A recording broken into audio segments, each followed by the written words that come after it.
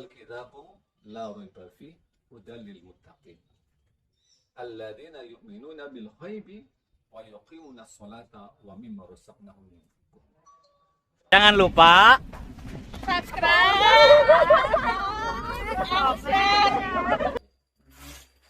Bismillahirrahmanirrahim. Assalamualaikum warahmatullahi wabarakatuh. Salam sehat. Mudah-mudahan kita semua senantiasa diberikan oleh Allah kesehatan sehingga kita bisa melaksanakan berbagai macam aktivitas pada pagi hari ini. Anak sekalian yang saya cintai, ya, yang saya banggakan, ya, pada kesempatan yang sangat baik ini, yaitu di pagi hari menjelang siang, kita akan mempelajari yaitu materi tentang iman kepada kitab-kitab Allah. Bicara tentang masalah iman, ya, itu tentunya adalah berkaitan dengan pembahasan yang berkaitan dengan masalah akidah, ya, masalah akidah.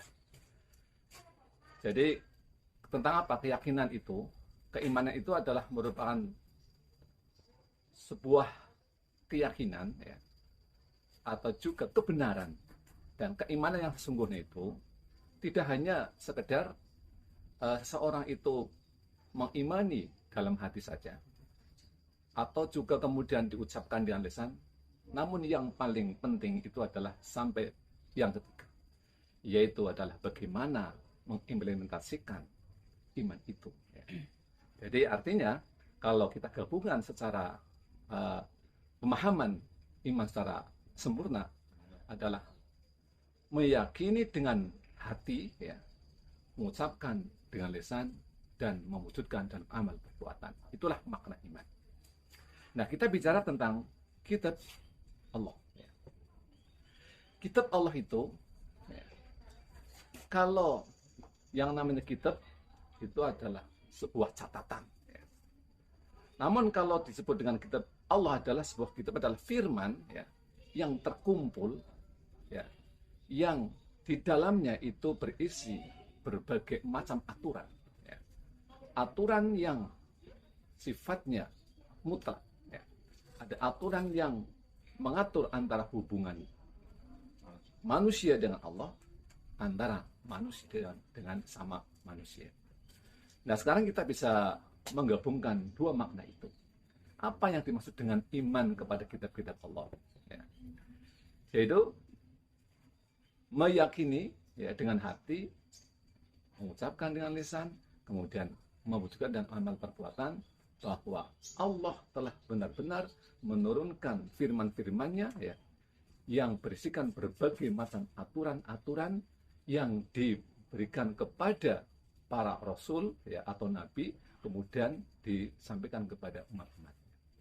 Itulah sebenarnya makna iman kepada kitab Allah.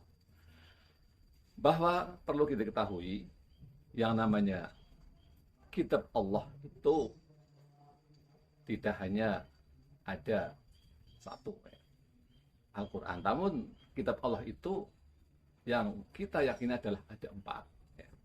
Yang pertama itu adalah Taurat, ya. Yang kedua adalah Zabur, yang ketiga adalah Injil, dan yang keempat adalah Al-Quran. Maka di sini yang dimaknai dengan meyakini dari keempat kitab itu, bahwa kita wajib mengimani dari ketiga kitab itu, hanya sekedar mengimani saja, ya.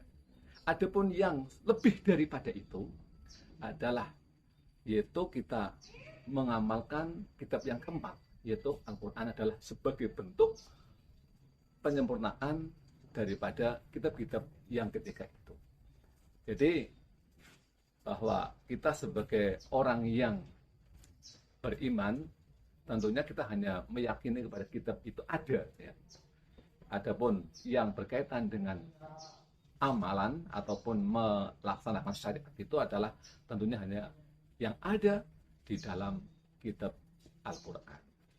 Itulah sekedar yang namanya makna daripada iman kepada kitab-kitab Allah.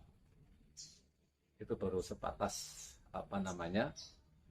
definisi ya, definisi atau sekedar pengertian secara bahasa maupun secara istilah. Itu dulu barangkali, nanti kita akan sambung lagi pada materi selanjutnya, yaitu termasuk apa isi pokok dari masing-masing keempat kitab itu. Sebagaimana dalam sebuah ayat Al-Quran yang berkaitan dengan masalah keimanan kepada kitab-kitab Allah, kita lihat dalam Al-Quran surat Al-Baqarah ya, ayat 2 ya, yang berbunyi A'udzubillahi minasyaitonir rajim. Dzalikal kitabu la raiba fihi hudal lil muttaqin alladzina yu'minuna bil ghaibi wa yuqimuna sholata wa mimma razaqnahum yunfiqun. Jadi ini adalah sebagai landasan ya, ataupun yang berkaitan dengan dalil nakli tentang iman kepada kitab Allah. Dan dzalikal kitabu adalah kitab itu tidak ada keraguan di dalamnya dan petunjuk bagi orang-orang yang bertakwa. Artinya apa? Bahwa ini merujuk kepada kitab Al-Quran ya. Jadi kitab Al-Quran adalah kitab yang tentunya menjadi sebuah hudalinas, juga petunjuk bagi manusia. Artinya apa? Bahwa apabila seseorang mau belajar ya terhadap Al-Quran ya, yaitu tentang isinya ya, maka tentunya ini akan didapat sebuah ilmu yang begitu luar biasa. Maka dari itu apabila Al-Quran itu dipelajari ya, oleh orang-orang yang memiliki kemampuan yang luar biasa atau yang jenius ya, maka itu akan membuahkan sebuah gebrakan yang hebat. Artinya akan ditemukan sebuah teknologi yang di dalamnya. Namun ketika yang namanya kitab Al-Quran itu atau kitab Allah itu hanya dipelajari, hanya sekedar dibaca ya, dan dipelajari oleh orang-orang biasa, maka akan ditemukan ya itu saja sesuai dengan makna Al-Quran. Maka dari itu sekarang kita bisa melihat bahwa isi daripada kitab Allah itu Al-Quran itu adalah mencangkup berbagai aspek kehidupan ya, baik yang berkaitan dengan keilmuan secara ilmiah ya, ataupun keilmuan yang tentunya juga tidak bisa diukur dengan kekuatan akal manusia. Itulah yang kaitannya dengan dalil nakli. Apa itu dalil nakli? Dalil nakli itu adalah dalil yang bersumber kepada Al-Quran dan hadis. Dan tentunya adalah merupakan dalil yang jelas-jelas mutlak kebenarannya. Kan tidak bisa ditawar-tawar lagi. Berbeda dengan yang namanya dalil akli. Kalau dalil akli adalah dalil yang merupakan hasil pemikiran atau hasil yang merupakan